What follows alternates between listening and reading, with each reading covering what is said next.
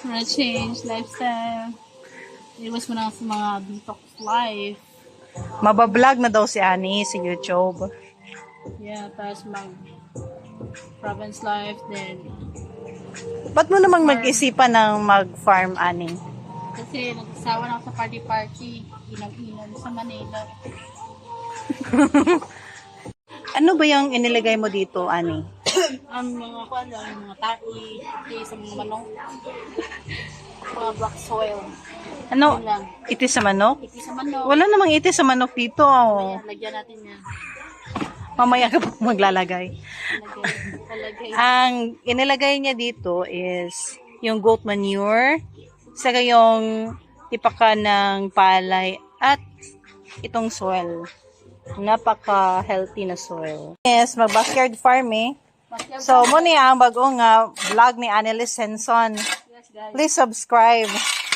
Subscribe. Kung ano daw siya, mahimo na siyang farmer. Yeah, for a change. For a better life. Hindi mo nang hakutin.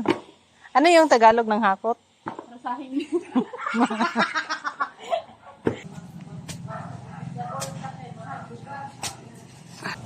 Hirap na.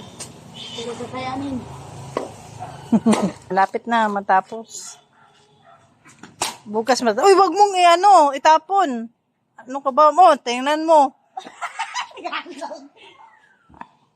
Yan, dami. Walang niya ka. Magagamit pa yan na lagyan ng mga sinira mo lang. Yeah, totally damaged.